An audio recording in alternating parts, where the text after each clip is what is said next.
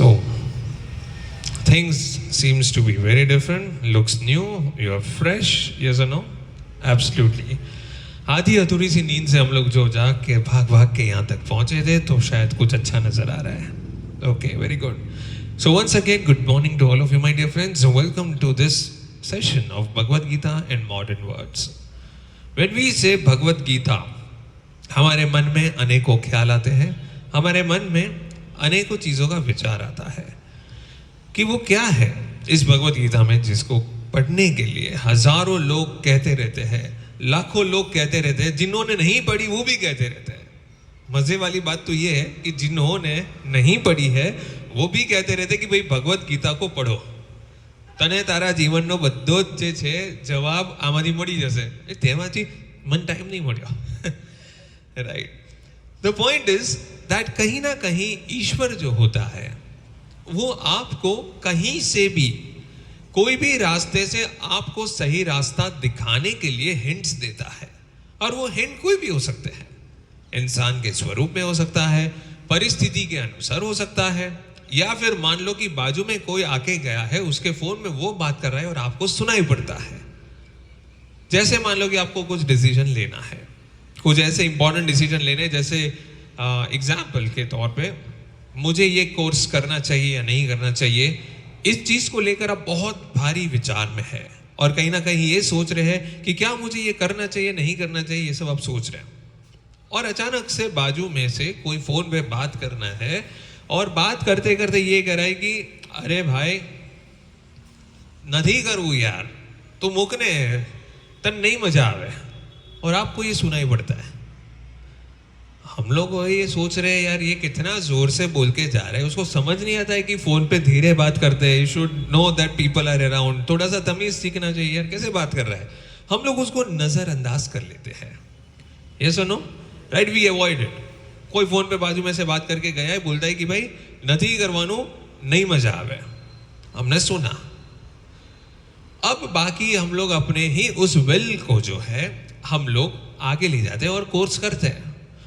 और वो कोर्स हमें इतना चैलेंजिंग फील करवाता है, हमें इतना डुबो देता है, हमें कहीं ना कहीं इतना सारा स्ट्रेस डेवलप करवाता है. हमको लगता है बे सालू नौतू करवा जो यार, भराई की बात हूँ, हाँ पाड़ी ने करी ने भराई की व्यवस्थित भराया. अब होता क्या है, हम लोग को ये बंदा याद आता है. મને એક વખત એક ક્ષણ માટે કોઈકે કીધું કે ન કરતો, પણ કોણે કીધું તું? મને કદાચ કોઈકે કીધું તું. And then your inner conscience at that point of time used to tell that yes, this was the guy who said no, you should not go for it. और वो जो बंदा है वो फरिश्ता बन के आता है. लेकिन हम लोग क्या है, हम लोग इंतजार यही करते हैं कि મને મંદિરમાં જઈને જવાબ મળશે કે મારો આ સવાલનો ઉત્તર શું, અને પિક્ચરોની જેમ ફૂલ પડશે. બરાબર છે, ચડાયેલું ફૂલ પડે તો હા, ના પડે તો ના. સો એ કોન્સેપ્ટથી આપણે રાહ જોતા રહીએ કે બોસ મારો જવાબ શું છે, which practically is possible, yes or no. But this is a coincidence. ज्यादातर वक्त पे दोस्तों ईश्वर जो होता है वो आपके आसपास कुछ ऐसे परिस्थितियों को उत्पन्न करता है जिससे आप अपने कंफ्यूजन से बाहर निकल पाए. लेकिन प्रॉब्लम क्या होता है, हम इंतजार उसी मोड पे रहते हैं कि ना भगवान जे छे पिक्चरों में बतावे एवी रीतना कोईक स्वरूप में आवशे, मारी आगळ उभा रहे छे, मने समजावीने कहे छे के मारो दीको तारे आ नहीं करवानो. बट एवुं खरेखर जे छे भगवान एम भी विचारे कि भाई थोड़ुक तो तमारी बुद्धि अप्लाई करो. एग्जाम्पल के तौर पे, अब ये चीज हकीकत में सर ऐसा होता है या नहीं, महाभारत के कौन से किस्से में ऐसा हुआ था? सोचिए, अर्जुन को जीतना था महाभारत में. अर्जुन धर्म की ओर से युद्ध कर रहा था. श्री कृष्ण जो थे उन्हें कहीं ना कहीं धर्म को विजय करवाना था. यस और नो? ऑब्वियसली अधर्म जीत जाता तो ऑब्वियस बात है कि संसार नष्ट हो जाता. तो कहीं ना कहीं धर्म के इस युद्ध में अर्जुन के सामने मुकाबला करने के लिए कोई एक ही बंदा है जो उसकी सही से टक्कर दे सकता है. कौन है वो? वेरी गुड, कर्ण. कर्ण एक ऐसा बंदा है जिसको मान लो कि अर्जुन हो सकता है कि शायद उसके मुकाबले में अर्जुन टक सकता है, क्योंकि अर्जुन भी जो है वो किसका शिष्य था? द्रोणाचार्य. और कर्ण जो था वो किसका शिष्य था? वेरी गुड, परशुराम जी का। तो अभी सोचिए कि गुरु परशुराम का शिष्य जो है वो भी सॉलिड लेवल है, वो भी बड़े अच्छे स्कूल से और कैम्ब्रिज या हार्वर्ड में पढ़ के आया है बंदा, ठीक है। और इस जगह पे भी ये बंदा भी जो है अर्जुन, वो भी कैम्ब्रिज हार्वर्ड से पढ़ के आया हुआ है। बोले कि यार दोनों का यूनिवर्सिटी जो सॉलिड मार्किंग वाला है, ठीक है। अब ये जब दोनों आमने सामने लड़ रहे होंगे, who will be the one कि जिसका ज्ञान सबसे अच्छा है, जिसका पुरुषार्थ अपने फील्ड में सबसे बेहतरीन है। सर्वश्रेष्ठ धनुर्धर कहते आए हुए अर्जुन क्या सच में सर्वश्रेष्ठ है, या फिर उसका बड़ा भाई कर्ण सर्वश्रेष्ठ है? Think of it. और ये इतना सॉलिड मुकाबला होने वाला था कि कहीं ना कहीं लोगों को भी इसी बात को लेकर चिंता थी कि क्या अर्जुन और कर्ण में जीतेगा कौन। क्योंकि सब लोग ने देखा कि कर्ण भी जो था वो जब मान लो कि उस पूरे सम्राट बनने की कोशिश में था, उसने कोशिश की थी कि सारे देशों का वो राजा बनने की कोशिश उसने की थी, लेकिन किस लिए नहीं कर पाया? क्योंकि वो क्षत्रिय है या नहीं, उस पर क्वेश्चन मार्क था, ठीक है। द थिंग इज, उसको कोई पराजित नहीं कर सकता था आसानी से। अब हुआ ये कि कृष्ण भगवान जो है ऐसे ही कोई स्वरूप में किसी को पुकारते हैं और वो जानते हैं। उस वक्त क्या होता है? टेलीपैथी होता है। એટલે યાદ કરે એટલે જઈને એમ ના હોય કે આમ જઈને ઇજ્જતથી વાત કરે કે કાકા હું શું કહું છું, આવી રીતનું તમારે આખું કરવાનું છે। कृष्ण भगवान की चिंता वो ऊपर देवों की सभी की चिंता होती है, और इसीलिए कृष्ण भगवान ने यही बात को लेकर सोचा कि कैसे मैं कर्ण को बाण लगाते हुए थोड़ा सा स्लो कर दूं, कैसे मैं कर्ण को उसके विचार में जो उसके अंदर क्रोध की अग्नि है उसको ठंडी कर दूं। तो वो भाई जाते हैं, कहते हैं कि हूं शांति दूत बनीने हूं एक बार कोशिश करूं। तो याद है जब श्री कृष्ण जो है महाभारत में शांति दूत बन के जाते हैं। सोचो श्री कृष्ण अगर शांति दूत बन के जाते हैं और वो सच में शांति चाहते हैं, तो क्या हो सकता है कि उनका चाहना और चीज को न होना कभी हो सकता है? Do you think so? नहीं हो सकता है, राइट? शांति दूत का मतलब क्या होता है कि भाई मैं शांति का प्रस्ताव लेके आया हूं, और श्री कृष्ण का प्रस्ताव उसकी इच्छा होती है, और उसकी इच्छा ही सभी की इच्छा होती है। तो कहीं ना कहीं ये बात को लेकर एक बड़ा सा क्वेश्चन मार्क है कि क्या श्री कृष्ण सच में शांति दूत बन के गए थे, या फिर वो एक्चुअली जलती हुई आग को और जलाने गए थे? હવે એ પાર્ટી છે નટખટ, जोरदार कैरेक्टर है, सुपर ऑसम। वो गए और वहां पे हो सकती शांति को भी वो थोड़ा बहुत चिंगारी दे के आए।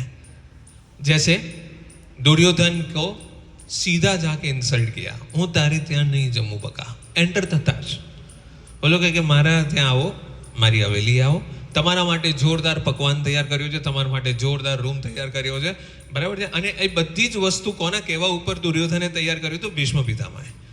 ભીષ્મ પિતામહે કીધું કે બેટા મારી જીવનમાં એક વાત માન, શ્રી કૃષ્ણને તું નથી ઓળખતો, એને જઈને તું આમંત્રણ આપ, એને જઈને તું તારા કક્ષમાં લઈ જા, એને જઈને તું તારી હવેલી લઈ જા, બધાએ એમને જમાડ, એમને એમની પૂજા કર, અને એ વ્યક્તિને તું સમજ એ કોણ છે। અને એ તો તારી જોડે દુશ્મન બી નથી, એ તો યુદ્ધની અંદર ભાગે નથી લેવાના, તારી ઉપર એક બાણી નથી છોડવાના, તો એને તારે આવકારવામાં શું વાંધો છે? એટલે દુર્યોધન બિચારો એના ઈગોને નીચે લઈને માંડ માંડ શાંત થયો કે હા ચાલ ઠીક છે, હવે આને હું સાચવી લઈશ, બસ તમે કહો છો તો દાદા તમારી જીવનમાં એક વાત માની લો, બસ। હવે એક વાત બિચારાએ દાદાના કહેવા ઉપર માની, અને આ બાજુ જે છે એ જેવી રીતના એને કીધું કે આइए श्री कृष्ण, मैंने पूरा भवन तैयार किया है, पूरा भवन तैयार किया है, उसको सजाया है, और कहीं ना कहीं मैंने इतने सारे पकवान तैयार किए हैं, आप अपने मथुरा को याद करेंगे। और लोग मां नहीं आओ, मारे तारे थी यहाँ नहीं आओ। लोग के केम મારાથી કંઈ ભૂલ થઈ? હજી બી ઓલો દુર્યોધન બિચારો ભોળાસમાં એમ પૂછે કે મારાથી કંઈ ભૂલ થઈ છે, તમે મારી રીતે કેમ ના આવી શકો, પ્લીઝ ચલો। ઓલો કે તું ના તો મારો મિત્ર છે અને ના પાંડવોની જોડે પણ તું મિત્ર છે, હું પાંડવો તરફથી શાંતિદૂત જરૂરથી બનીને આવ્યો છું, તું મારો દુશ્મન બી નથી, મિત્ર બી નથી, પણ તું પાંડવોનો દુશ્મન છે, અને જે પાંડવોનો દુશ્મન છે એ મારો દુશ્મન છે, અને દુશ્મનને ત્યાં જમવું સારું નહીં। આવું કેવું જરૂરી હતું? આવી હળી કરવી જરૂરી હતી? નથી જમવું તો એમ આપણે કેવી રીતના બહાનું કાઢી શકીએ કે ભાઈ થોડુંક મારી ઈચ્છા છે કે પહેલાં મારા વડીલોને ત્યાં હું જમી લઉં, પછી ભાઈના બંધુઓ બધા આપણે છેલ્લે વ્યવહાર કરીશું. કઝિન્સની જોડે જમવા આપણે બધી બધા યુએસ કેનેડાથી આવતા હોય છે તો કઝિન્સ જોડે પછી જમવાનું રાખીશું, પહેલાં બધા વડીલોને ત્યાં મળતા આવીએ, બરાબર છે? તો આવું બી તો કહી શકતો હતો, શાંતિથી જ સમજાઈ શકતો હતો, પણ એને શું કર્યું? બરાબર હળી કરી, વ્યવસ્થિત કીધું કે બોસ તારે ત્યાં હું નહીં જમું. અરે એને કહે ને ભાઈ પછી જમીશ. આપણે ખબર છે ઓલું ડિપ્લોમેટિક થતા બી શીખતા હોઈએ. ઘણીવાર મમ્મી કહે કે બેટા સાવ તોછડાઈથી ના નહીં પાડ દેવાનું, થોડુંક સોફ્ટલી સારા જેસ્ચરથી ના પાડતા શીખો. આવું આપણા મમ્મી કહેતા હોય, ખબર છે? Don't be so blunt. હવે આમાં તો કૃષ્ણ ભગવાન તો સીધા બ્લન્ટ, પોઈન્ટ બ્લેન્ક સીધું ફોરહેડ ઉપર સ્નાઈપર માર્ક મૂકી દીધી, બરાબર છે? અને શું કીધું? તારે ત્યાં નહીં આવું બેટા, થાય એ કર લે. કોને ત્યાં જઈશ? અને પછી વધારે પડતું કદાચ કાકાને ત્યાં જઈશ એવું કહેવાની બદલે તમારા ત્યાં દાસી પુત્ર વિદુરને ત્યાં હું જઈશ. હાથે કરીને કહે કે દાસીના પુત્ર. ઓળખ તો જો આપી, ઓળખાણ કેવી આપી કે તારે ત્યાંનો નીચલો વર્ગ જે છે ને એના પુત્રને ત્યાં હું જઈશ, પણ તારે ત્યાં નહીં જવું. વ્યવસ્થિત હળી કરી, બરાબર? એમને કાલનો દિવસ ખબર છે કે કાલે જે છે એ બની શકે કે એ જ્યારે બોલે તો બધા માની જાય, પણ કોઈ એક ન માને ત્યાં સુધી લઈને આવું જરૂરી છે, બરાબર છે? અને એ એક જ વ્યક્તિ કે જે નહીં માની શકે, અને એ કોણ છે? દુર્યોધન.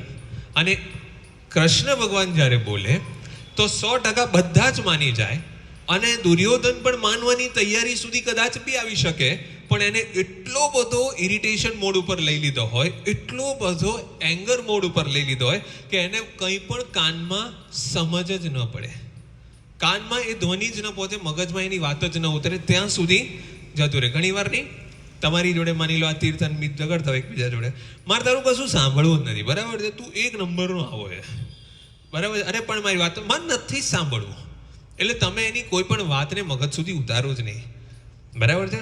બરાબર ને ફઈબા? હા. તો હવે આવા સિચ્યુએશન્સ ઘણીવાર ઊભા થતા હોય. તો એ ક્ષણમાં બી એવું જ કંઈક થયું. બરાબર જે છે તાપમાન ગરમ કર્યું, અને પાર્ટી ખરેખર વિદુરભાઈને ત્યાં જઈ, અને વિદુર પોતે કહે છે કે તમારે દુર્યોધનને આવી રીતના વાત નહોતી કરવા જેવી.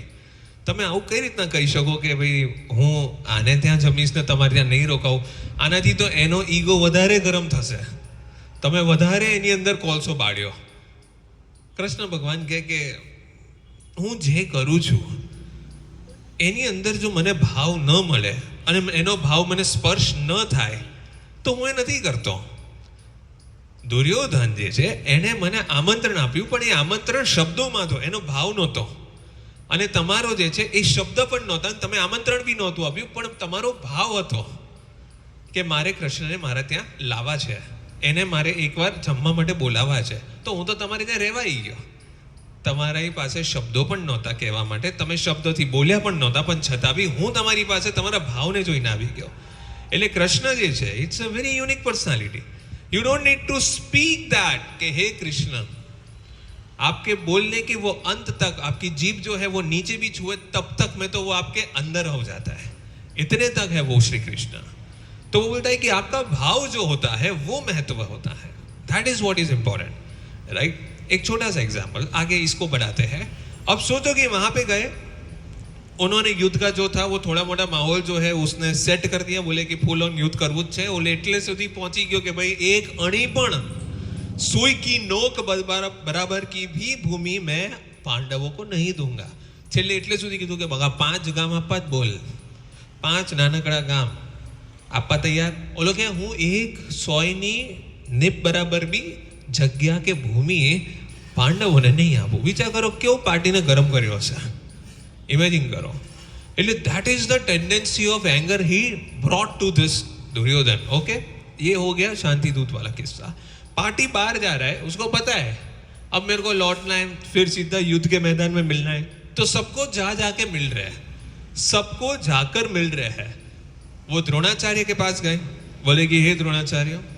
द्रोणाचार्य आते ही जो है वो बोलते हैं कि हे केशव, हे वासुदेव, ये कैसी दुविधा है, એ મને ક્યાં ફસાઈ દીધો. સંસારની આની અંદર હું તો જે છે એ ગુરુ છું, આ બાજુ બી મારા જ છોકરાઓ છે ને આ બાજુ બી મારા જ છોકરાઓ છે, બે લડતા હશે તો હું આ દ્રશ્ય કેવી રીતના જોઈ શકીશ. તો એ પાર્ટી ત્યાં બી જઈને બધું કાઉન્સેલિંગ કરે છે. છેલ્લે જતા પહેલા એમણે કૃષ્ણ ભગવાને ઈચ્છા વ્યક્ત કરી કે મારે કર્ણને મળવું છે. હવે કર્ણ ભાઈ આયા, કર્ણ સામેથી આયા અને પાછું બોલે શું, कर्ण आईने कहते कि वासुदेव पता नहीं जाते जाते क्यों ऐसा लगा कि मुझे आपके दर्शन करने चाहिए. आप उन लोगों में से हो जिनको मैं आदरणीय समझता हूँ. હવે આ તો વાસુદેવ છે, કૃષ્ણ ભગવાન છે. એટલે વિચાર કરો, કર્ણને એમને લાવવા હતા, કર્ણ સામેથી આવે એવી સ્થિતિ ઊભી કરી. કર્ણ આવ્યા, તમે લોકો બધા અહીંયા ઉભા રહો, હું ને કર્ણ જે છે એ રાઈડ ઉપર જઈએ. બંને જણ રથ ઉપર જાય છે અને જઈને વાતો અને સત્સંગ ચાલુ કરે છે. શું તમને ક્યારે એવો વિચાર નથી આપતો કે તમારી માતા કોણ છે? માય ગોડ, શું પિન મારી બોસ, અને કેવા ટાઈમે પિન મારી. આખા જીવન કાલની અંદર કૃષ્ણ ભગવાન ક્યારે બી નહોતી વાત કરી. એ વાત હવે યુદ્ધ ચાલુ થવાનું છે એના થોડાક દિવસો પહેલા કરે છે. કે તમને ક્યારે વિચાર નથી આવતો કે તમારા મમ્મી કોણ છે? મારું તો આજ એક વસ્તુની દુવિધા છે કે મારી માં કોણ છે, અને એ કોણ છે મને એ વસ્તુની ઉપર વિચાર આવે કે બિચારી કેવી લાચાર હશે કે મને એણે ત્યાગવો પડ્યો. મારે તો એની વ્યવસ્થા જાણવી છે કે કઈ વ્યવસ્થાને લીધે થઈને એણે મને ત્યાગી દીધો ને મને અપનાયો નહીં. રાઈટ? એટલે પાર્ટી ફૂલ, એટલે એને ખબર હતો કે આનો કોલસો ક્યાં સળગે છે. બરાબર છે? એટલે સીધી જઈને ત્યાં પિન મારી, સીધી નળ પકડી અને નસ પકડીને સીધું કીધું કે શું તારે જાણવું નથી કે તારી મમ્મી કોણ છે? કેવી વાત કરો છો? દરેક વ્યક્તિને જાણવાની ઈચ્છા થાય કે એની મમ્મી, એની જનની કોણ છે. માતા કુંતી તારા મમ્મી છે, પાંડવો તારા ભાઈ છે, તું સૌથી જ્યેષ્ઠ છે, તું સૌથી મોટો ભાઈ છે, જેન જોડ તું લડવાનો છે એ તારા નાના ભાઈઓ છે, સગા નાના ભાઈઓ છે. પાર્ટીએ પેપર ફોડ્યું એટલે એવું પેપર ફોડ્યું, ઓલો બિચારો અર્જુન જેટલી વિવશતામાં હતો એનાથી પણ વધારે આ માણસ જે છે એ ઉતરી ગયો. આ માણસ વિચારતો થઈ ગયો કે યાર સાલું હવે શું કરવાનું, હું હથિયારો કહેવાઈશ અથવા હું મારા ભાઈઓને મારી નાખું. I will be in this kind of સચ અ ડીપ ડિપ્રેશન કે યાર હું ભાઈઓને કેવી રીતના મારું. હવે વિચાર કરો, ભગવદ્ ગીતા તો ત્યાં બી ચાલી શકતી હતી. Think of it, Bhagavad Gita तो वहां पे भी हो सकती थी कि तुम्हारे लिए युद्ध लड़ना इतना ही आवश्यक है जितना कि दूसरों के लिए है, और उठो जागृत हो पार्थ, एवी રીતના ઉઠો જાગૃત હો કર્ણ और जाके युद्ध करो. ના ના ના, ધ્યાન રાખજે, તું જેની ઉપર વાણ ચલાવે છે ને એ તારા નાના ભાઈઓ છે. શું સીન ઉભો કર્યો બોસ, ઇમેજિન કરો. અર્જુન માટે થઈને આ વસ્તુ થઈ. બરાબર છે? અને હવે સીન શું થયો? Next scene starts with a very amazing point and then he starts talking about everything, right?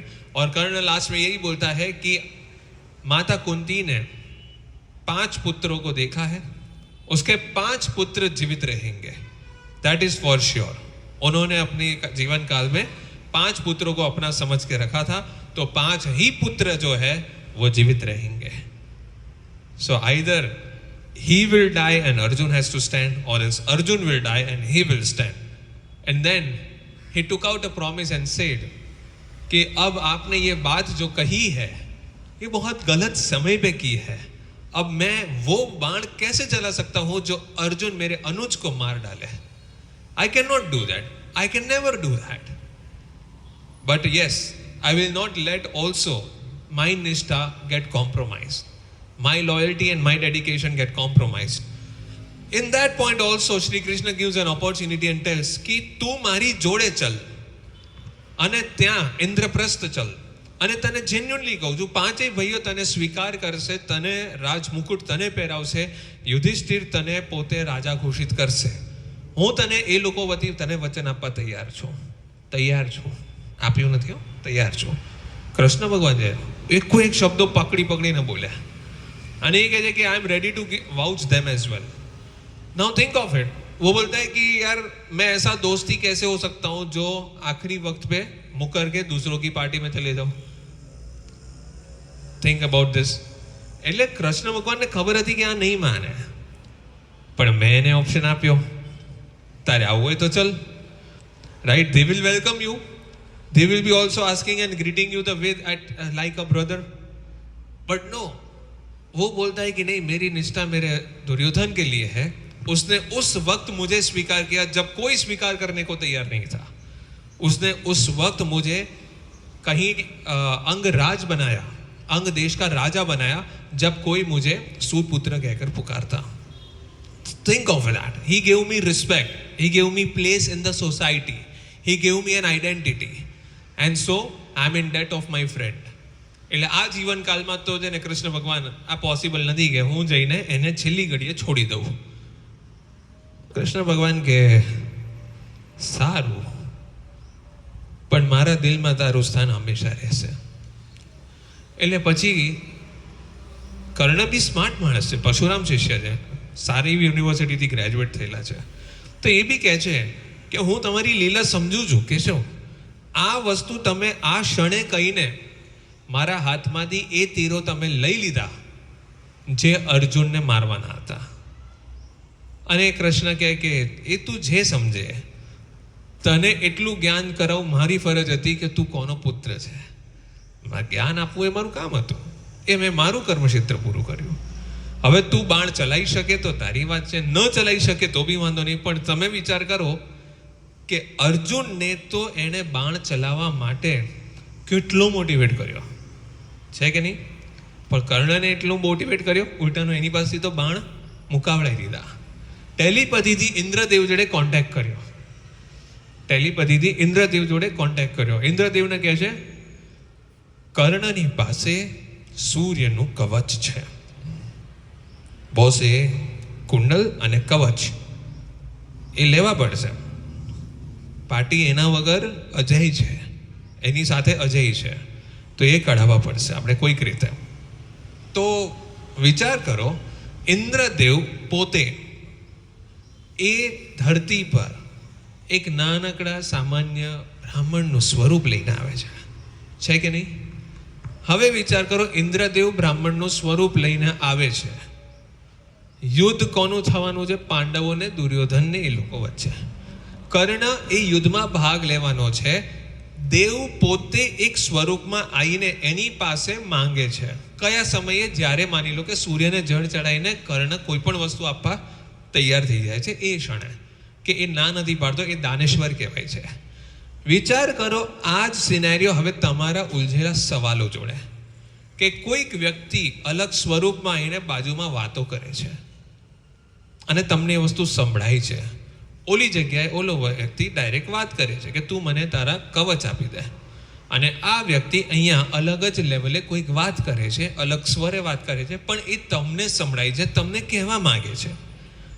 How much resembling this situation sir? Yes और नो? द पॉइंट इज ईश्वर अलग अलग स्वरूप में आके कहीं ना कहीं हर जगह पे संसार का नियंत्रण करने के लिए और धर्म की सुरक्षा करने के लिए अलग अलग स्वरूप में बटे हुए हैं और आते जाते रहते हैं. You can not wait and watch કે અહીંયા કદાચ માની લો કોઈ મુકુટધારી મુરલીધર ધોતિયું પહેરી કે પછી કેડિયું પહેરી અને કોઈ એવો જ વ્યક્તિ આવે જેવો તમે ફોટાઓમાં જોયો છે, એવું ના હોય.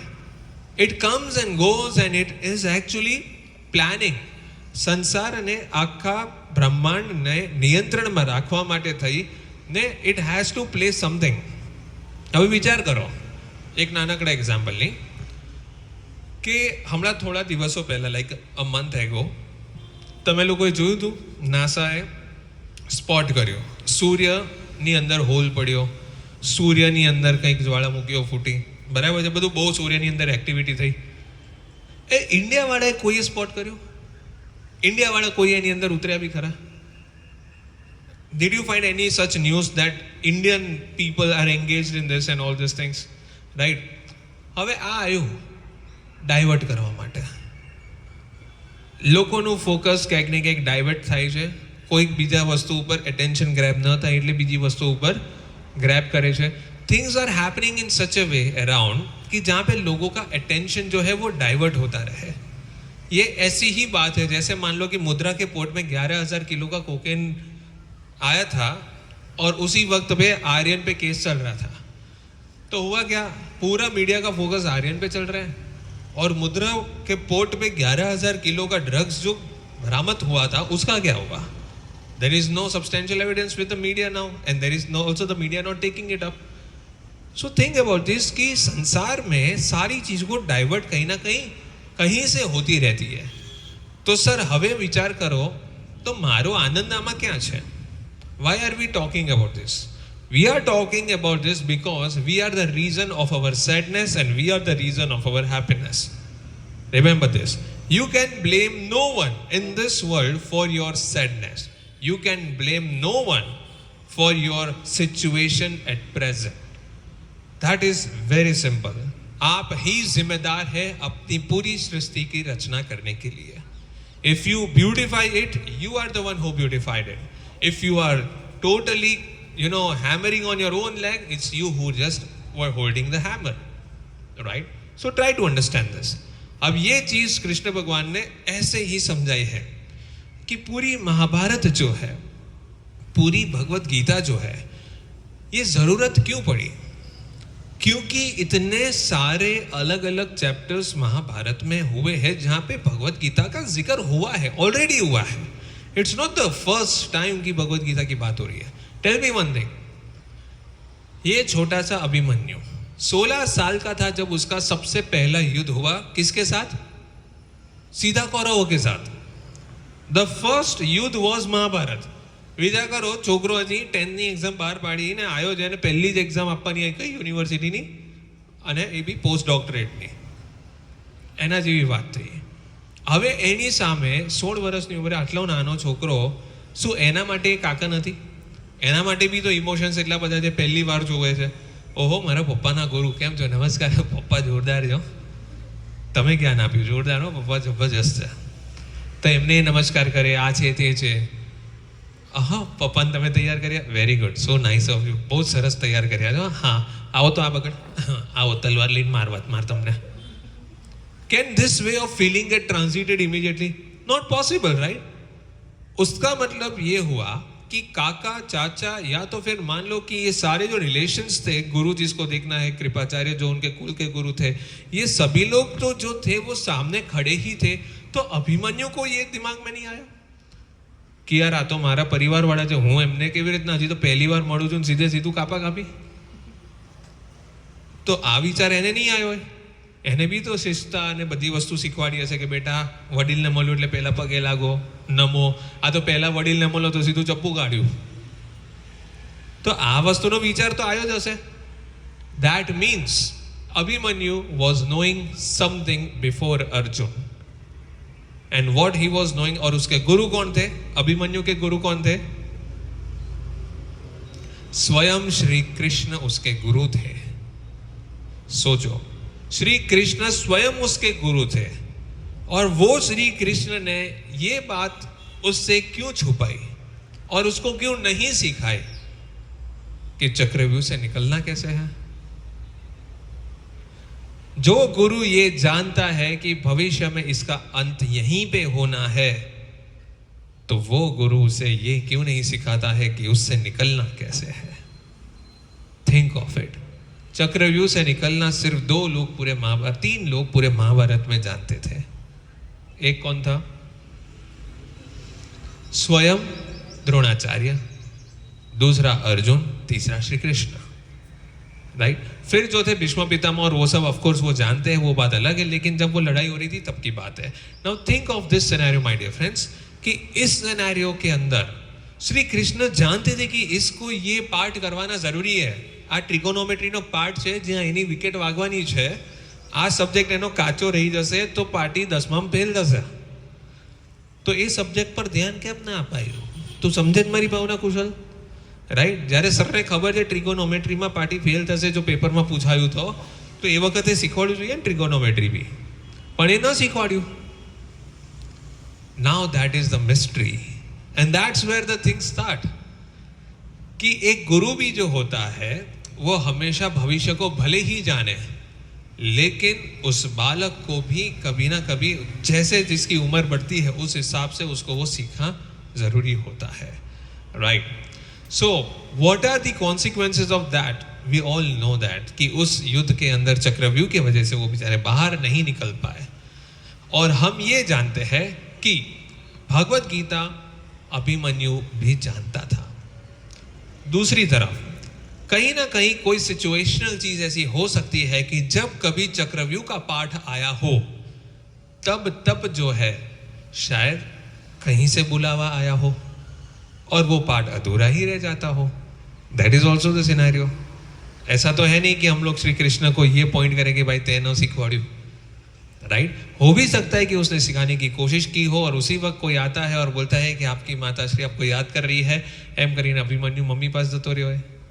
એવું બી બની શકે કે ભાઈ તમને કૃષ્ણ ભગવાન કોઈ મળવાયું છે તો ભાઈ 1-2 મિનિટ હું આવું છું એમ કરીને જેમ અહીંયા થતું હોય, અડધો કલાક કોક આવી જાય ચોંટી જાય, પછી જઈને કે સર જોડ બહુ મજા આવી ગઈ, અરે પણ અંદર છોકરાઓ બિચારા ગાળો આપતા હોય કે સરનો અડધો કલાક લઈ લીધો। તો the point is that over here we always consider this that yes, Sri Krishna might have took up the chance to teach him, but some or the other circumstances were such कि जहाँ से बुलावा आ गया और मान लो कि वो पाठ अधूरा ही रह जाता था और उतने तक तो एग्जाम आ गई, राइट? એટલે એ ચેપ્ટર અધૂરું રહી ગયું અને ત્યાર સુધીમાં એક્ઝામ આવી ગઈ તો વાંધો નહીં બેટા, આપણે પાસ થવા જેટલું તો કોર્સ પૂરો થઈ જ ગયો છે, બરાબર છે? એટલે એટલું તો તું મોઢે કરી જ લેજે, બાકીનું બધું જે છે એ હવે એ ક્ષણે જોઈ જઈશ, વાંધો નહીં, આજુબાજુમાંથી જોઈ લેજે, બરાબર છે?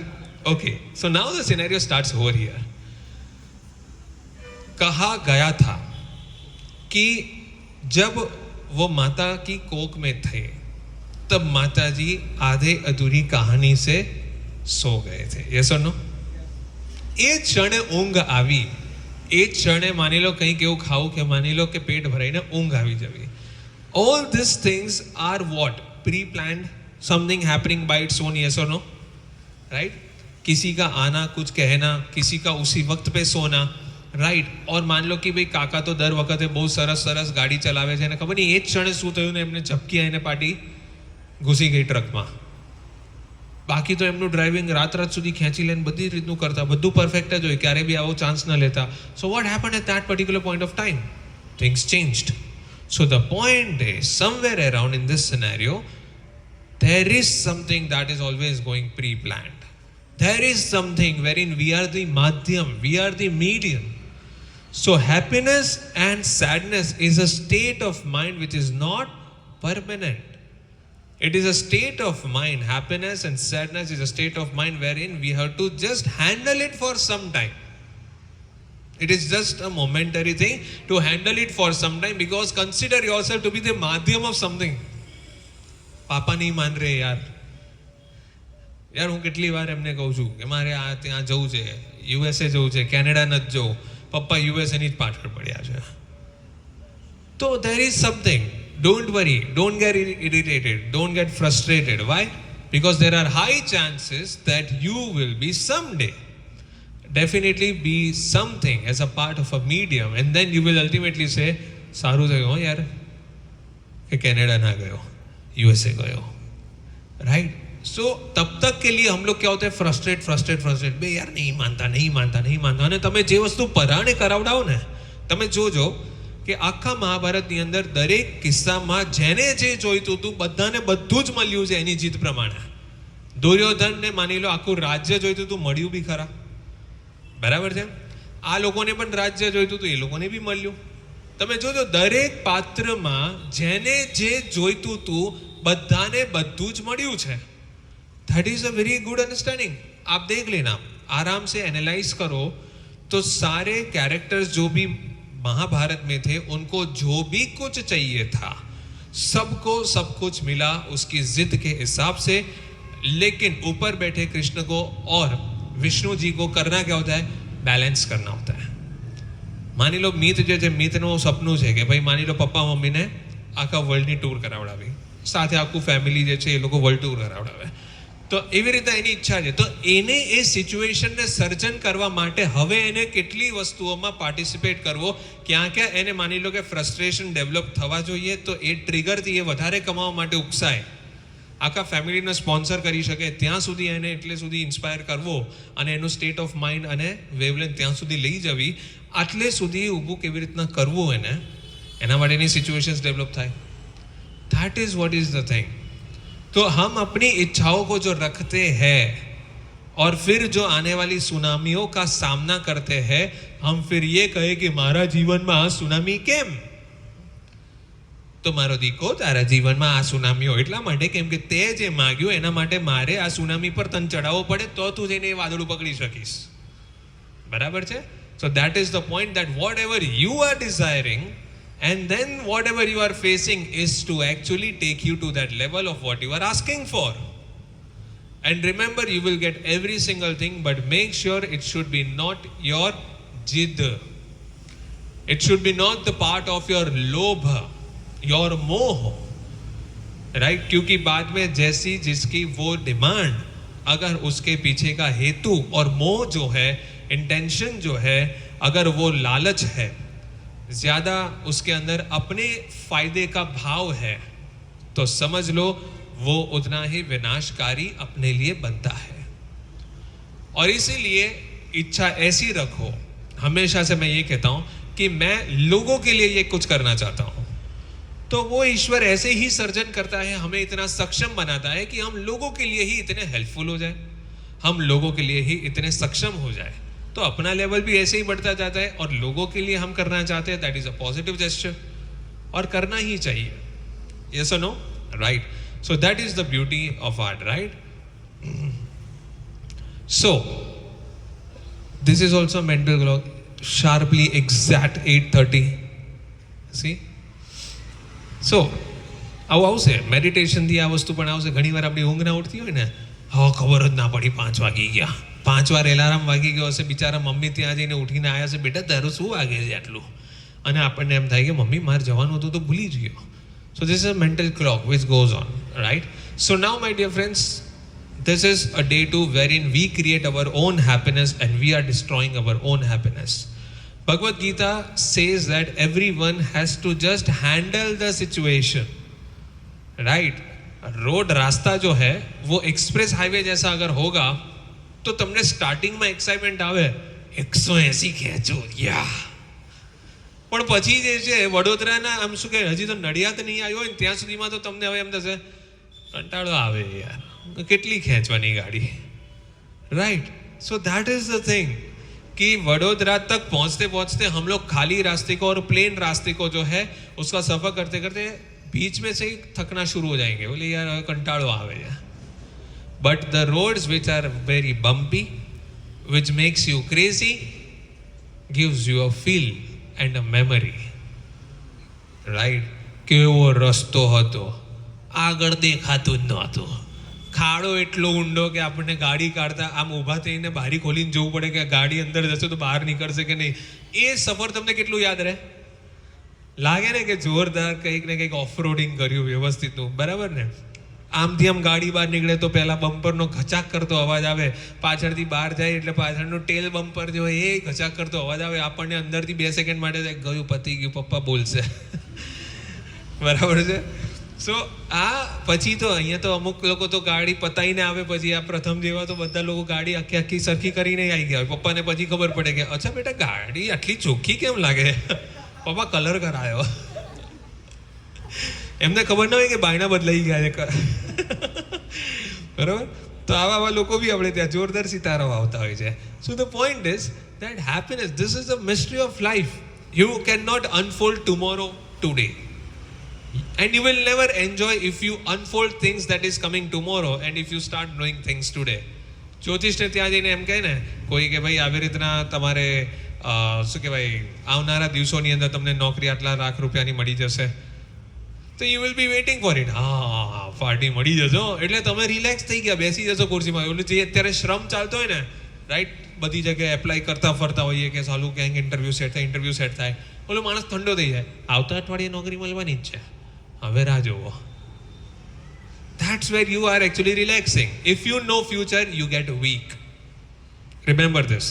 If you know the future, you get weak.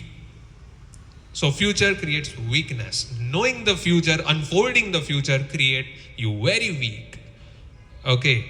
And the one who lives in today to build the future, he goes and explores to the best.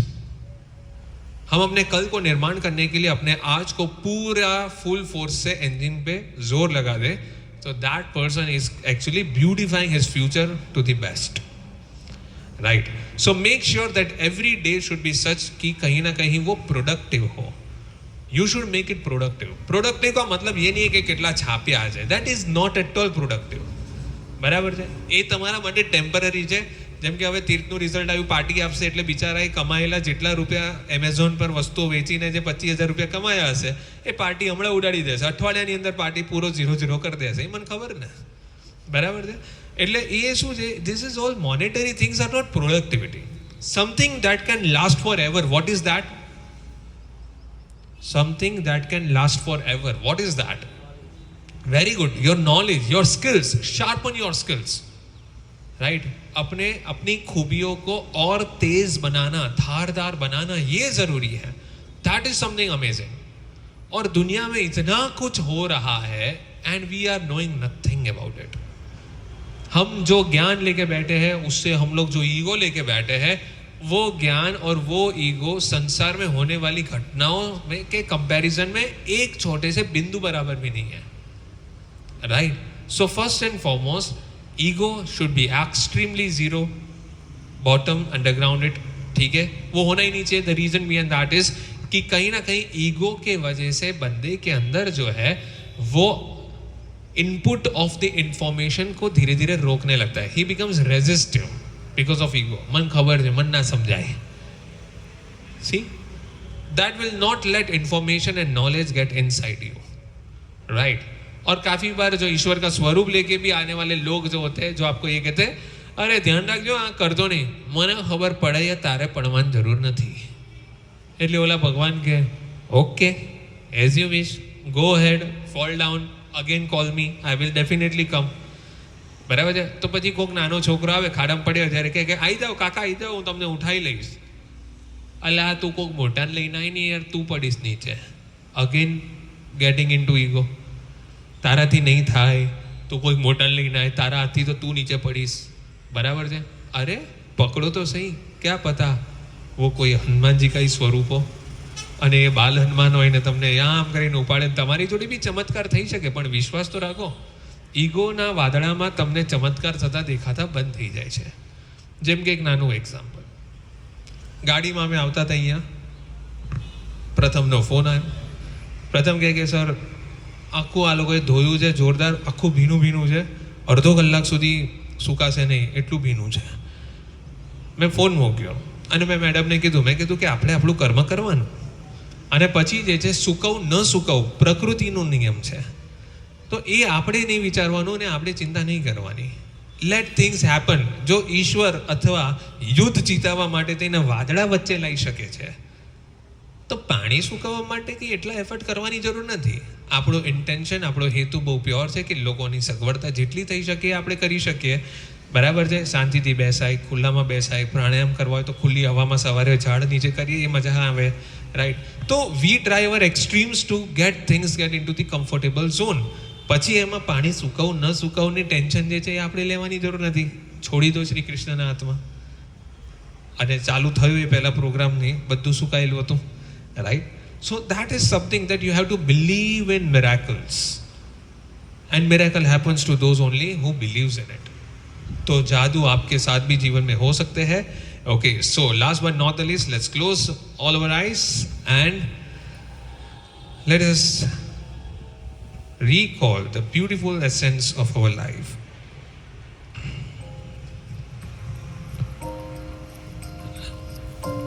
अपनी बंद आंखों में अपनी पांचों इंद्रियों को एहसास करने की कोशिश कीजिए. हमारी जिंदगी बहुत ही अद्भुत होती है.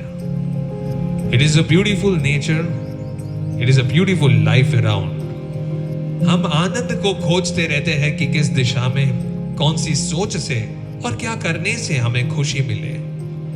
इंसान को खुशी खोजने की जरूरत नहीं होती है। खुशी का भाव हमारे अंदर होता है। हम जो भी करें, क्यों ना सिर्फ सांस ले, उसमें भी एक आनंद होता है। जैसे गुलाब को सूंघने पर एक आनंद अनुभव होता है, जैसे मान लो कि समंदर और पहाड़ों को देखकर एक आनंद का भाव फील होता है, जैसे अच्छे संगीत और आवाज को सुनकर हमें अच्छा महसूस होता है, वैसे ही दोस्तों ठंडी सी हवा जब हमें छूते हैं तो हमें आनंद महसूस होता है। ये आनंद हवा के छूने से या छोटे से सुगंध से भी हमारे शरीर को कहीं और उसके विचारों को परिवर्तित कर देता है। तो छोटी सी चीजों के आने पर, कुछ रुपए जाने पर हम दुखी हो जाते हैं, अति आनंदित हो जाते हैं। ये तो सिर्फ क्षणिक होते हैं, ये तो कुछ पल के लिए होते हैं। असली खुशी और असली आनंद जिंदगी में अपने आप को संभालने में है। हमारे जीवन में अनंत ऐसी परिस्थितियां आती है जब हमें वो चुनौती लगती है अपने आप में ही। उसको कैसे पार करें हम खुद नहीं जानते हैं। इतने तक हम सोच में पड़ जाते हैं कि क्या हमें अपने उस ईश्वर पे भरोसा रखना चाहिए या नहीं रखना चाहिए। बट यही दोस्तों वो घड़ी होती है जब परीक्षा ली जाती है। मुश्किलों की हालात में क्या आप उस ईश्वर को याद करते हैं, उस भाव से याद करते हैं, और आपकी भावना उसके लिए कितनी जुड़ी हुई है उसका एहसास करते हैं। हम उस माता की संतान है जिसने हमें जन्म दिया है। ये माँ हमें मजबूत बनाने के लिए कुछ भी कर सकती है। जिसे हम अपनी माँ कहते हैं वो हमारी देवी माँ है। जिसे हम पिता कहते हैं वो हमारे परम पिता है। एक माँ अपने बच्चे को कमजोर कभी नहीं देख सकती है, और इसीलिए वो उसे आने वाले कल के लिए तैयार करती है। चुनौतियों से भरे इस सागर में हमारी माँ उसका सामना करने के लिए हमें तैयार करती है। इस दुनिया में आने वाले दिनों में हमें तैयार होना है, और इसलिए वो श्री कृष्ण हमें रास्ता दिखाता है। हमें विश्वास रखना है कि अगर हमारी माँ शेरनी है, वो हमें शेर बना रही है। आने वाले दिनों के लिए और उसकी चुनौती के लिए हमें उसका सामना करना सीखना होगा। तैयार हो जाए अपनी जिंदगी में। जिंदगी शायद आसान ना हो, जिंदगी मुश्किल भी नहीं है, लेकिन हमें अपने आप पे भरोसा रखना है कि जो भी जिंदगी में वो परिस्थितियां आती है, उस जिंदगी की उन परिस्थितियों में वो उसका समाधान भी साथ लेकर आती है। हमें अपने पर काबू रखना है और अपने आप पे विश्वास रखना है कि हम किसी दिन कभी ना कभी जल्द से जल्द उस समाधान तक पहुंच पाए। लेकिन उसके लिए उस ईश्वर पे भरोसा करना होगा कि वो रथ पे हमारे साथ ही है। अर्जुन इस पूरे युद्ध में तभी ही जीत पाया था जब उसको पूरे वक्त ये एहसास होते रहा कि उसके रथ पे वासुदेव उसके साथ है। जब आपको भी ये भरोसा हो जाए कि आपकी जिंदगी का रथ चलाने वाला वो श्री कृष्ण है, हम भी निष्फिक्र हो जाएंगे अर्जुन की तरह युद्ध और इस जिंदगी को जीतने के लिए। अपने आप को अर्जुन बनाने की कोशिश कीजिए। ईश्वर पे भरोसा रखना एक चीज होता है, और उसी पर 100% सरेंडर हो जाना दूसरी चीज होता है। Surrender your life to the Almighty. Whatever is happening, you are just a part of those happenings. Let things happen around. Don't worry about anything that happens. You should have that faith and courage to face the consequences, because your chariot is driven by Shri Krishna. हम लगाम अपने हाथों में लेना चाहते हैं, जिंदगी अपने तरीके से जीना चाहते हैं, और किसी के हाथों से, अपने ही सारथी के हाथों से लगाम हम जब ले लेते हैं तो युद्ध कैसे करेंगे? So let Ishwar drive their life the way he wants. You can all open your eyes. So, thank you so much for this amazing session, my dear friends. And yes, कभी ऐसा लगता है कि ये 1 घंटा बहुत शॉर्ट है, अभी तो जस्ट शुरुआत किया है और तुरंत ख़त्म हो जाता है. बट येस, ऑफ कोर्स, ऐसे ही अगर हम जुड़े रहते हैं, रोज़ ज़्यादा से ज़्यादा लोगों को हम लेकर आ सकते हैं और ज़्यादा से ज़्यादा लोग अगर आते हैं तो कभी हम लोग एक पूरे दिन की शिविर भी कुछ प्लान कर सकते हैं, right? And we can have 1 day शिविर of Krishna talks, and it will be great, I suppose, right? So we can plan that kind of thing as well. So thank you so much for participating, my dear friends. Wish you all once again Shri Krishna ki jai ho, right? Wish you all the best for your upcoming day. अपने आज को सबसे बेहतरीन बनाने की कोशिश कीजिए. Thank you so much. जय हिंद, जय भारत, जय श्री कृष्णा. Wow.